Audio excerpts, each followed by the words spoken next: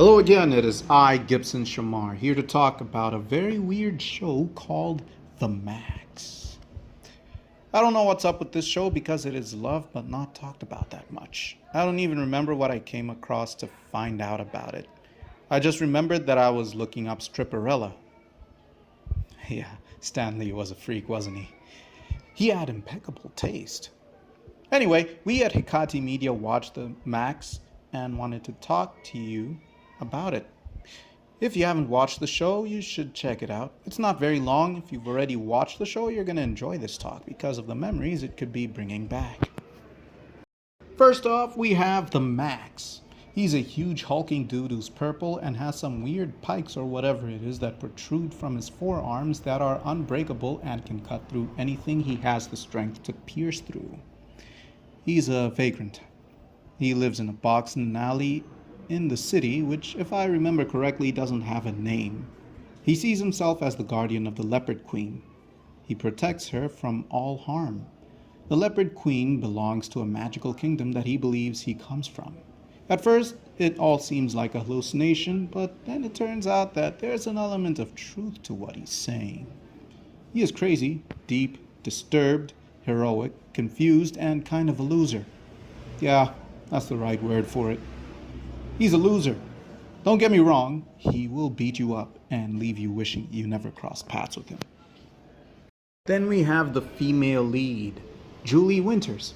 She's a social worker who does pro bono work. She's a blonde feminist who wears really interesting clothing, which appears to be a statement that she's trying to make about society. She critiques it like that. She critiques it very often, but then again, don't we all? Anyway, she's kind and considerate and has a history of bailing Max out of prison.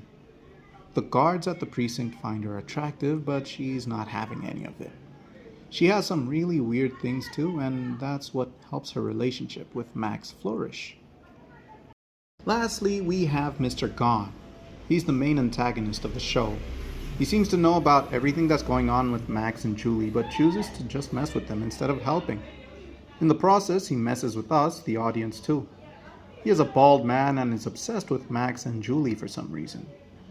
He tried to, have his way with Julie, but she beat him down really badly. She also decapitated him. I thought it was over, but he just came back.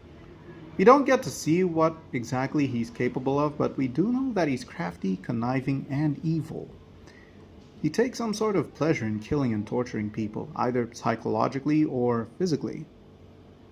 Given his limited physicality, he can only torture people psychologically, and honestly, that's worse.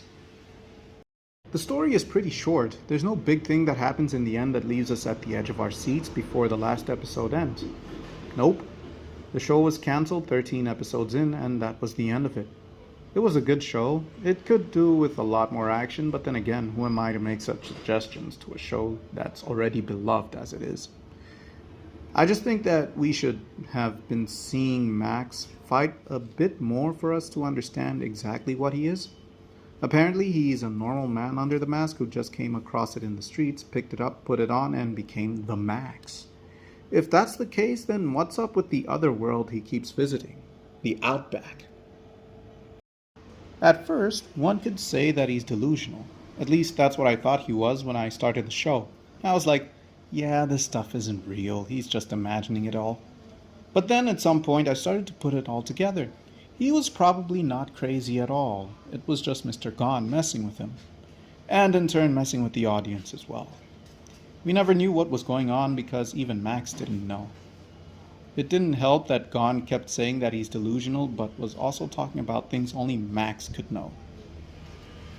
It's all just really weird, and it needed more episodes to flesh out this mystery. But then again, the show was cancelled before it could get to that point. That's the unfortunate part of life. It all comes to an end either abruptly or in a planned way. At least the show got to exist. Julie isn't a damsel in distress, and I sure as heck wouldn't want to get on her bad side. She can take care of herself, and she did. She wasn't even scared of taking a life. Leopard Queen indeed. Where was I? Oh, yeah. Julie helps ground Max, and Max brings something out of her too that she can't really explain. Their destinies are intertwined, but they don't know how or why. They don't know what kind of purpose that serves, and Julie isn't interested in finding out what it is. Max doesn't even put that much effort into it either. What a sad situation. Oh well, it's like that. The show is produced differently. It's very artsy. It's not for everyone. That much I can tell you. The show is for adults, and even among the adults, very few would watch it. It's not your action-packed cartoon, it's more story-oriented. It's a character study. It's a superhero drama story. Of course, there's the mandatory action, but it's not the main attraction. We get to see things through an ordinary citizen called Sarah. Her dad lost his mind and went crazy and killed people when she was young. He ended up dying and she stayed with her mother, who is very nostalgic about the 60s for some reason. She wasn't very okay. One can say that losing her husband broke her mentally as well, and she's trying to cope. Sarah also has it hard and goes through a phase in her life that she won't be proud of when she grows up. She even brings a gun to school and almost uses it against her peers when they annoy her. She didn't, thank goodness for that. Hey yo, what the fuck? Watch it, Thanos. We don't want that here. Not from a girl doing it to other kids in school. That's just wrong. Anyway, they did a good job of portraying depression. It's really good that they touched on so many issues of mental health. I like that they did that. It made my degree feel important. The episodes, short as they were complete. I still do wish that they were longer, but then again, that made things easier for me while editing this video. I'm so glad that it all worked out in the end. I wish I got to see where the story was going though. I wanted to know exactly what Mr. Gon's deal was.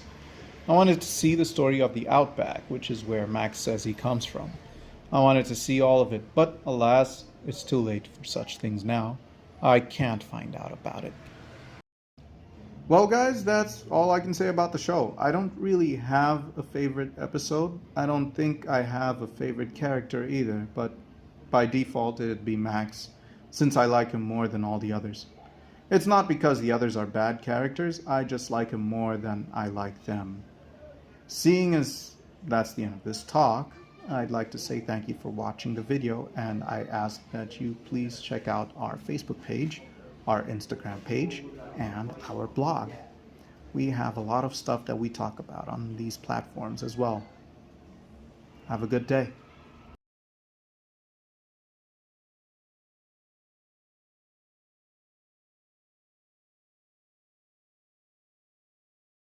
So you know, the video being this short is also because the show is short. It's like poetry. It rhymes.